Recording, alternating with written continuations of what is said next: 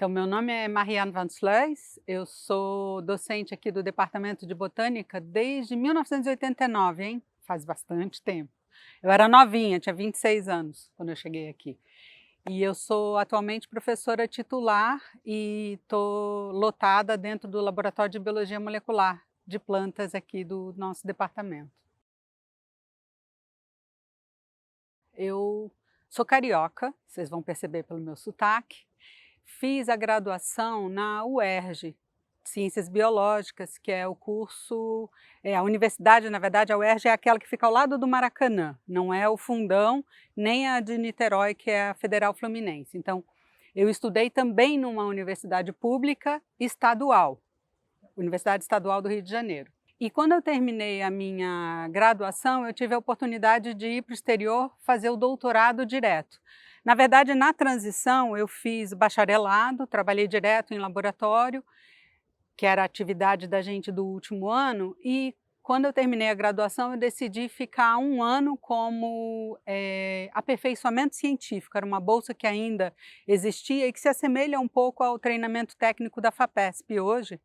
Na época era a CNPq que oferecia aperfeiçoamento científico. Então eu estendi o meu trabalho de bacharelado aprendendo novas metodologias. Eu comecei com bactérias, depois passei para a célula de mamíferos e quando eu fui para o exterior foi quando eu tive a oportunidade de me juntar, na verdade, ao que eu gostaria de ter feito na graduação, que era trabalhar com fisiologia vegetal. Então eu fui para a França, fiz o doutorado direto, num departamento de genética e microbiologia e estudei interação micro-organismos-planta. E abordava tanto o aspecto bacteriano quanto o aspecto das plantas. E foi esse arcabouço que, quando eu voltei para o Brasil ao final do doutorado, eu quis aproveitar para me inserir profissionalmente. Na época, né, em 1989, não existiam ainda praticamente oportunidades de pós-doc no Brasil, então eu não tive um pós-doc formal. Eu voltei para o Brasil e tinha um concurso que estava aberto aqui na fisiologia, aqui no Departamento de Botânica, na área de fisiologia vegetal, que era a área que eu queria ter atuado na minha graduação. Então eu me apresentei, na verdade eu me inscrevi, e junto com isso eu também tive uma oferta de fazer um pós-doc na área de bioquímica. Mas eu achei que era uma oportunidade fantástica, né, de poder entrar na fisiologia e trazer, na verdade, um conhecimento, que era essa interação micro-organismos-planta, que na época ainda era pouco estudado no Brasil. Um aspecto que eu acho que foi muito legal, a minha banca de ingresso aqui no departamento, foi o professor Antônio Salatino, o professor Gilberto Kerbaui e o professor Walter Andro, que já é aposentado e já faz tempo que não está no departamento. Mas eu interagi com eles e os três me perguntaram: você tem coragem de montar biologia molecular no departamento? É isso que a gente quer que você faça. Aí eu, com os meus 26 anos, falando: nossa senhora, será que eu vou conseguir? Mas eu achei que era um desafio, e era um desafio que me estimulava, porque eu ia poder interagir com um departamento que eu já tinha ouvido falar quando eu estava na graduação. A minha professora de botânica, na área de morfologia e sistemática, ela já tinha comentado sobre o departamento de botânica, que era um departamento muito ativo na área. E foi por isso, na verdade, eu achei que juntei as duas oportunidades aqui. A contribuição na estruturação do departamento foi contribuir que as pessoas tivessem tranquilidade de absorver uma nova área, que foi a biologia molecular, e que hoje está disseminada em praticamente todas as linhas do departamento. Então, acho que essa é uma contribuição na estruturação do departamento, cumprindo, na verdade, a demanda que me foi feita quando eu ingressei no concurso. Um aspecto que eu acho que é dessa estruturação, que eu acho que é importante, que não tem a ver especificamente com a área, é que eu fui a primeira docente a ser contratada com o título de doutor no departamento e também fui a primeira ou uma das primeiras a ser contratada que não tinha nenhum vínculo com o departamento. Então acho que esse também é do lado administrativo do departamento que criou uma nova história, porque até então os ingressantes de alguma maneira estavam vinculados, seja pela pós, seja pela graduação. Então acho que esse é um aspecto que eu acho que é relevante e é desafiador, mas foi muito gratificante poder interagir, porque a gente conseguiu construir histórias. Então acho que uma história engraçada para contar era a minha atuação na aula prática, porque quando eu entrei, o que eu fiz foi começar a dar aula na fisiologia vegetal e eu só podia dar aula na aula prática.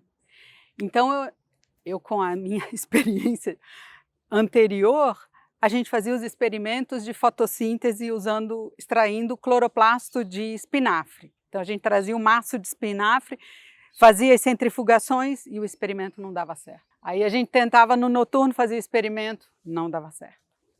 Aí fazia no ano seguinte, não dava certo. Aí eu falei, gente, não é possível. Aí fui para a biblioteca. E aí eu percebi que o que a gente estava fazendo era jogando fora os cloroplastos e usando a fração errada da centrifugação. E, na verdade, isso se perpetuou durante um período e a gente conseguiu resgatar. Foi muito legal.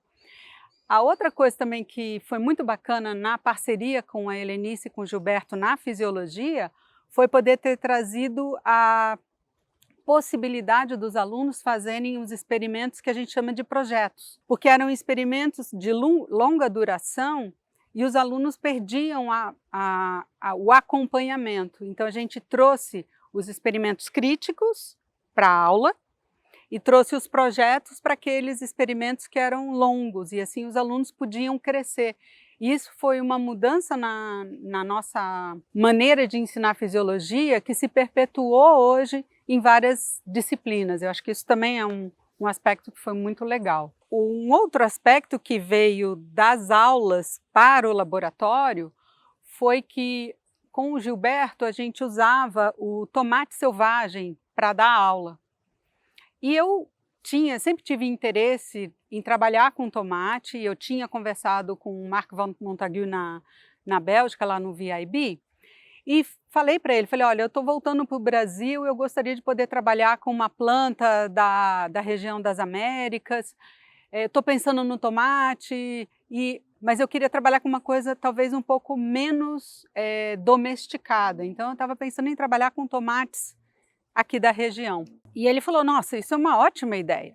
Então, a partir da aula prática, que a gente trabalhava com esse tomate selvagem, eu comecei a trabalhar com elementos de transposição em tomate. E isso nucleou, na verdade, uma parceria com o pessoal da França, permitiu com que a gente trouxesse o tomate como um modelo de trabalho no departamento e que hoje eu já me distanciei, já não trabalho mais, mas é muito bacana ver que ele continua sendo usado como um modelo aqui e em vários outros lugares, né? Obviamente não sou eu que fiz, mas é uma contribuição que eu enxergo para o departamento. Então, acho que uma história bacana dessa integração do departamento e a gente procurar, na verdade, disseminar a biologia molecular. Então, em 1995, junto com a professora Mariana Cabral e com o professor Antônio Salatino, a gente escreveu um projeto para uma chamada de multiusuário da FAPESP para adquirir o primeiro sequenciador capilar do estado de São Paulo. Foi o primeiro a ser instalado. Isso porque a gente já estava vendo nos diferentes laboratórios e nas diferentes linhas de pesquisa que o uso do sequenciamento seria um diferencial para as nossas pesquisas, cada um com a sua pergunta. Então foi muito bacana ver esse esforço multiusuário. Então foi o primeiro espaço assim, que eu acho que a gente integrou, não integrar, mas que a gente conseguiu construir conjuntamente. E dali a gente teve a oportunidade com a Mariana, com o professor Carlos Menck do ICB, com a Cris Miak, a gente participou do projeto Genoma, porque a gente já tinha esse sequenciador. Então, considerando o projeto Genoma, que foi uma iniciativa no estado de São Paulo muito interessante, porque o objetivo era instalar uma capacidade de sequenciamento. decidiram escolher um organismo para a gente sequenciar. E esse organismo foi a Xylella fastidiosa. Mas para participar do projeto, tinha que trazer diferentes competências. E essas diferentes competências eram a competência da biologia molecular, a competência da fitopatologia, a competência, na verdade, de bioquímica, das ciências de dados, né, da área de ciências da computação. Então foi um desafio. Eu lembro que eu estava de licença maternidade do meu terceiro filho, do Matias, e a gente fez uma reunião. Eu estava de licença maternidade, a gente fez uma reunião em casa para tomar a decisão de entrar no projeto Genoma, né, que eu conversei com as pessoas, falei, vocês topam? Vamos fazer. Aí eu aproveitei a licença maternidade para escrever o projeto, para a gente submeter para a FAPESP, e a gente foi agraciado, e aí tiveram momentos muito ricos nesse processo. Eu lembro quando a gente concluiu o primeiro BAC, né, o primeiro sequenciamento completo de um pedacinho do genoma da Xylella. Nossa, a gente saiu correndo pelo corredor do departamento, lá da Biomol, para a sala da Mariana, conseguimos fechar, fechou! Então isso foi muito legal, foi uma experiência muito rica e que dinamizou, eu acho que a interação entre os laboratórios, entre os grupos, e trouxe uma metodologia que estamos usando até hoje. Eu acho que um dos aspectos que me chamou a atenção ao longo da trajetória é que a construção dessa infraestrutura, a introdução de biologia molecular, a idealização do grupo, ela foi feita por etapas. E eu acho que, olhando para trás, em retrospectiva, eu consigo posicionar isso em blocos de 10 anos. E me marcou muito quando a gente festejou os 10 anos do grupo, porque eu fui chamada de Jurássica. Então eu tinha 36 anos e me chamaram de Jurássica, então eu já fiquei frustradíssima. Hoje eu já sou sopa primordial, entendeu por quê? Mas o muito legal é que realmente a gente consegue posicionar em 10 anos. Então os primeiros 10 anos foi uma construção da infraestrutura em que a participação dos alunos de iniciação científica do grupo e de mestrado e doutorado foram fundamentais. A gente não tinha nada. Então era, como a gente brinca, né? Minha primeira geladeira, o primeiro gel de eletroforese, a primeira estufa para crescer bactérias. Isso levou 10 anos. Mas aos 10 anos a gente comemorou, e eu esqueci de trazer, eu tenho o cartazinho lá do Parque Jurássico, e a gente falava justamente, olha, a gente chegou numa infraestrutura que é igual a todos os laboratórios ao redor do mundo para fazer biologia molecular. Então não tem a desculpa de que a gente não tem infraestrutura, a gente tem. A gente precisa agora criar em cima, e isso foi uma construção. Os 10 anos seguintes foram muito importantes para o estabelecimento e expansão, na verdade, acho que dentro do departamento. E a vinculação com novos grupos, porque esses primeiros alunos saíram e foram montar os seus grupos. E um ponto importante foi a entrada de pós-doc. Isso coincide com o início de financiamento de pós-doutores.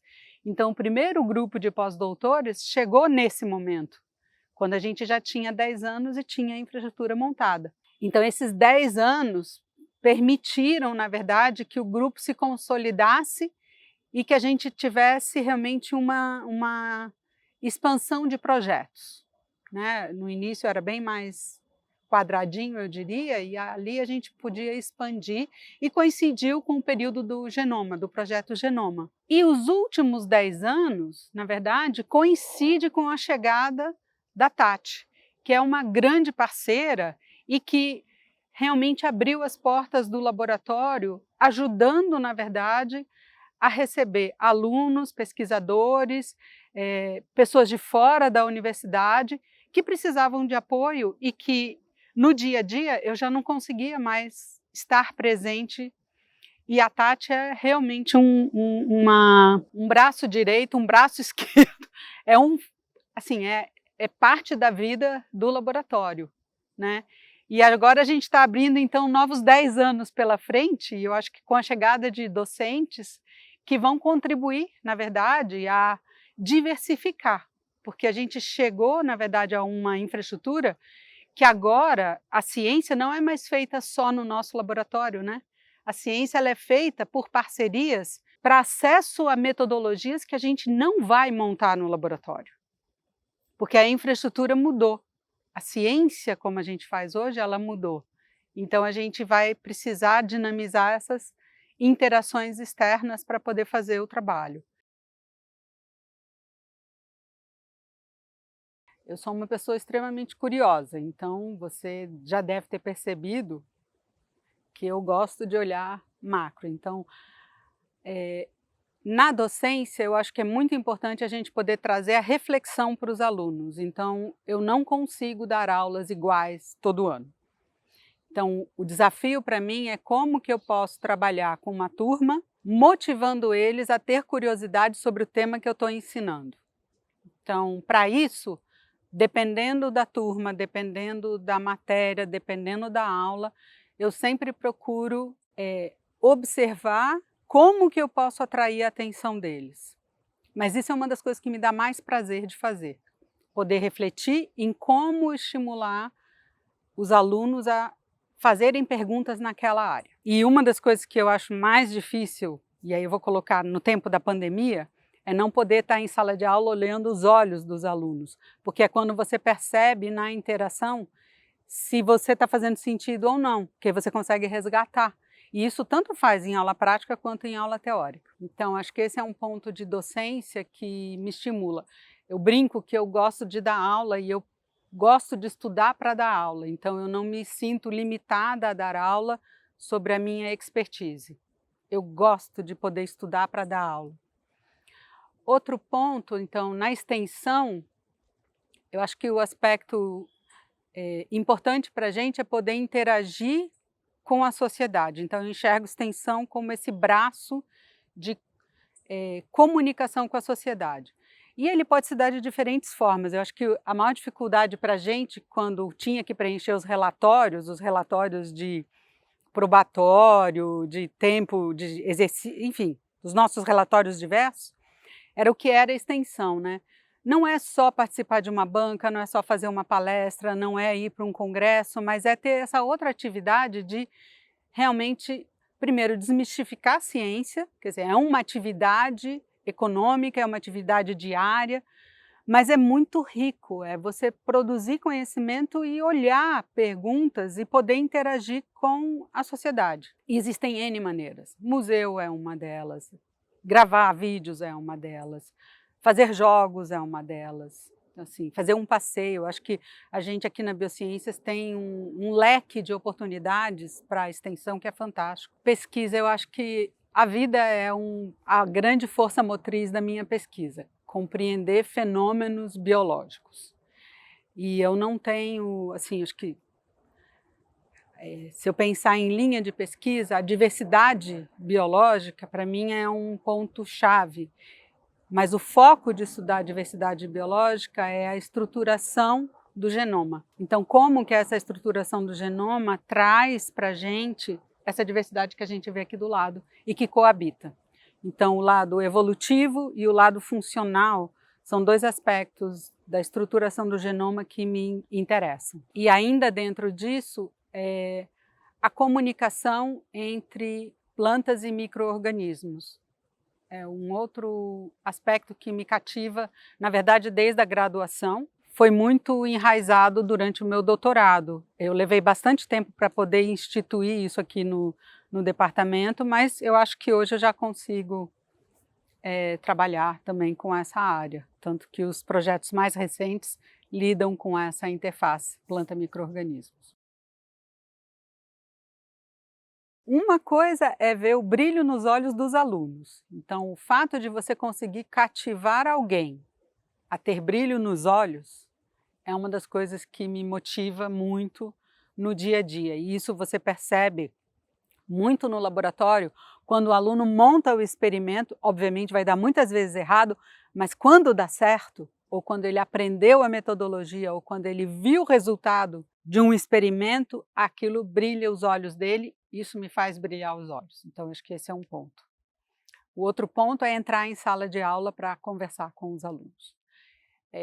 Eu enxergo esse espaço como um espaço realmente de troca muito importante, porque é quando você revisita seus conceitos em cima daquele conteúdo que você vai apresentar. O outro ponto, como eu mencionei, o fato da gente tentar se atualizar a cada ano também permite com que você veja como aquilo está evoluindo o conhecimento.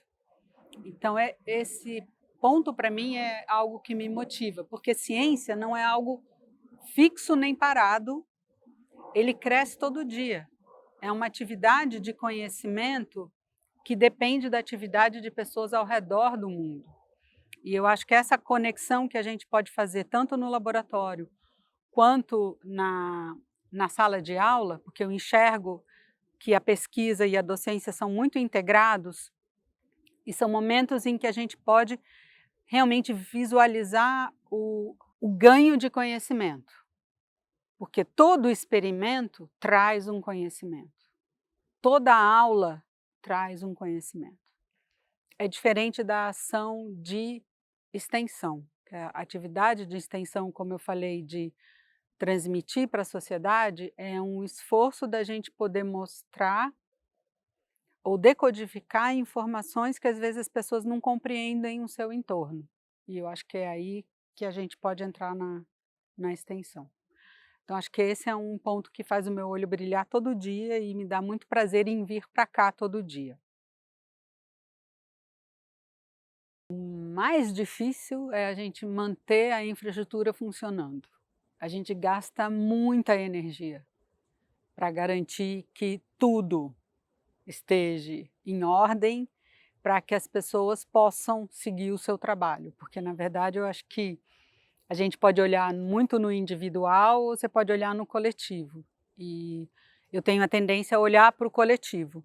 E nesse coletivo, o esforço de ter a geladeira funcionando, o gel funcionando, sequenciador funcionando, computador funcionando, sala de aula funcionando, material para o aluno, isso gasta muita energia e você tem que estar atento porque o problema pode vir de qualquer lugar. A outra coisa que eu percebo é que várias atividades estão concentradas no docente aqui no departamento.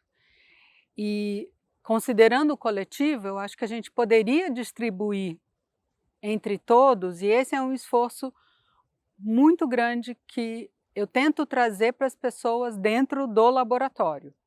E eu fico muito feliz em ver que a gente tem conseguido expandir, enquanto departamento, esse conceito de coletivo. Eu vejo que é um esforço muito grande para todos os docentes do departamento e todos os recursos humanos que a gente tem se esforçam em manter isso funcionando. Mas isso dá trabalho. E é uma preocupação permanente, é de manhã, de tarde, de noite, final de semana, sempre. Um aspecto da ciência que mudou muito desde o momento que eu cheguei aqui no Departamento de Botânica, então retomando 1989 para agora, é que naquele momento a gente tinha uma estrutura que era muito mais hierárquica do que ela é hoje. Então isso foi uma mudança ao longo desse período que nós todos vivenciamos, mas que eu sinto que a gente ganhou de comunicação, mas a gente também perdeu de discussão.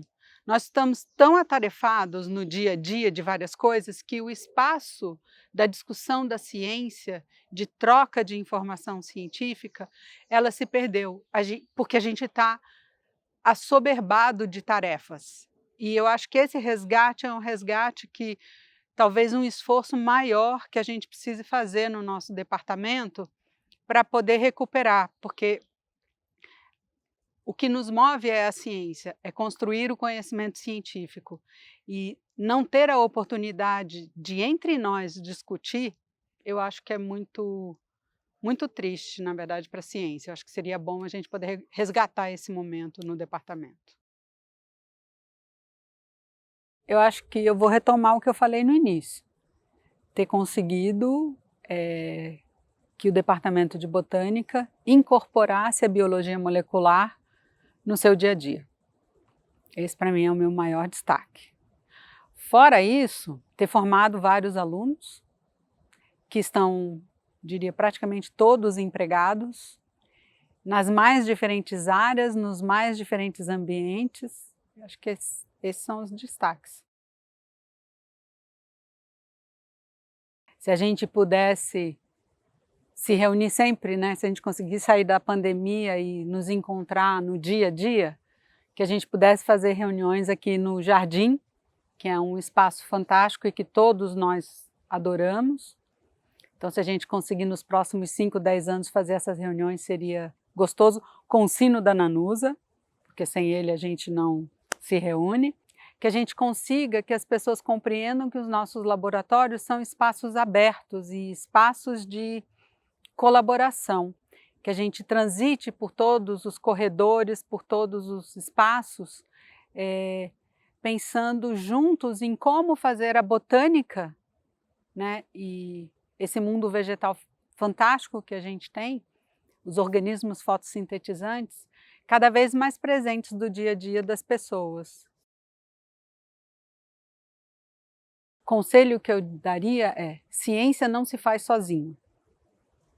Então você precisa ter muito claro que a atividade científica é, como eu já mencionei, um trabalho coletivo. Para você fazer a pergunta que você está fazendo, várias pessoas trabalharam antes de você para trazer o conhecimento até esse momento. E a sua expectativa é poder desvendar um conhecimento que ainda não existia e poder contribuir como um tijolinho, como nem brick on the wall. Você põe um tijolinho nessa atividade humana que é fazer ciência. Então, esse eu acho que seria o conselho que eu daria, é ter clareza que ciência não se faz sozinho e que você use da ética, da colaboração, da cooperação, da paciência para construir um tijolinho para colocar nessa parede.